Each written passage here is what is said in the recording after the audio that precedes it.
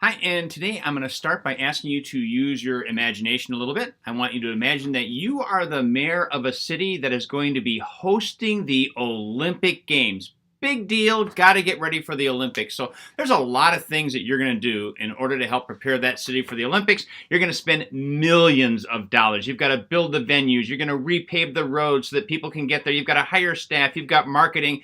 It's a big, big thing. You don't work for months, you work for years to prepare for the Olympics. It's a really big deal. But you've done all this fantastic preparation. The big day, the opening of the games is all set to start. And so what you do next is you start to systematically close lanes of traffic to your city off. Now you're probably saying, are you an idiot? Why in the world would I put all this effort into these Olympic Games and then start closing lanes of traffic to my venue? Well, the fact of the matter is, we tend to do that sometimes we race. In fact, I've done that. So let's talk about a time that I closed off some lanes of traffic. So it's the Indianapolis Monumental Marathon. I ran that in November 2016. That was the first marathon I had done in about 5 years. Training went great. The course was great. The weather was pretty much perfect. I mean, everything was absolutely ideal. So what happened is, through about 20 miles, I was on pace to run about a 3:29 marathon, maybe even a little bit faster if I could pick it up a little bit there at the end. Unfortunately, I actually ran about 3:46. I lost about 16 minutes in those final 6 miles because I was an idiot closing off lanes of traffic. What happened? It comes down to hydration. So let's talk about how hydration can close off lanes of traffic in your race, how it closed off in my race, and why you don't want that to happen. So you hear people talk about hydration all the time. There's a lot of reasons hydration is important. I'll just give a couple of them. So I want you to imagine that you're drinking water or a milkshake. So you've got your water is in a cup and you've got a straw, and imagine water. It's pretty easy to draw water up through a straw, right? Now imagine it's a nice thick milkshake. It's pretty much the opposite. You're like, and your cheeks are caving. It's a lot harder to draw that milkshake up. Well, your blood is mostly water. So as you become dehydrated, your blood becomes thicker. So as it becomes thicker, you're not trying to suck your blood up, but your heart is trying to pump and then return that blood. So when it's thicker, your heart has to work harder. So if your heart rate was, say, 150, just to use a number in that marathon, now it's 155, it's 160 because it has to work harder in order to do the same work, all because you don't have enough hydration to keep it like that. There's another part of that too, and that is sweat.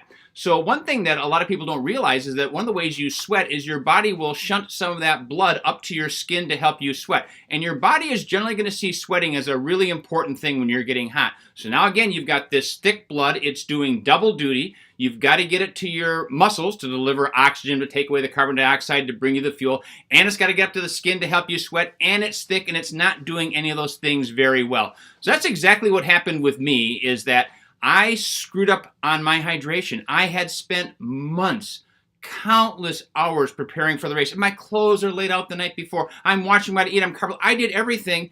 And then by just really not drinking properly, I kind of screwed up the entire race. I closed off my lanes of traffic, my arteries, my capillaries in that race. So hydration. First of all, hydration is a daily thing. It's not something where you can just say, well, I'm just going to drink really good the day before the race. Not that you don't want to do that, but you really need to be on top of hydration every day. And if for some reason you're not, certainly the week of your race, you want to be on top of that hydration.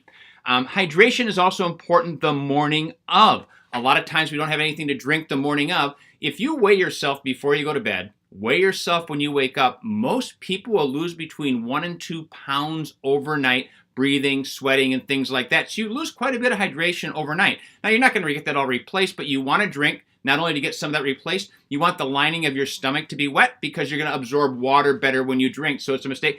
You know what I drank that morning? I didn't drink anything. Well, I don't want to have to use the porta potty. It's cool. I'm well hydrated. I didn't have anything to drink that morning. That was a mistake. I'll also tell you, looking back, I really didn't hydrate the day before like I probably needed to. And then, of course, during the race, hydration is really important as well. I don't care how cold it is. You probably need to drink at every single station, and sometimes it might be more than 1 or 2 glasses. In fact, Bill Rodgers, if you're familiar with Bill Rodgers, a famous marathoner in the U.S. back in the 80s, won Boston, the Duel in the Sun. Bill, many times in the marathon, said he will stop at the water station. Now, he doesn't stop for very long, but his thing is that Hydration is so important. I don't want to be spilling it all down my front and gasping as I'm trying to drink and run. He grabs that cup, he steps off to the side, he drinks it, and then he runs. So his stop is just for a couple of seconds. But that's how important hydration is to him. So really what it comes down to is when you're preparing for your next event, it's like it's your Olympics. You are putting a lot of time in training and you're spending an investment, whether it be racing fees, maybe you're traveling for that race. Make sure that you're not closing lanes of traffic off in your race. Stay hydrated.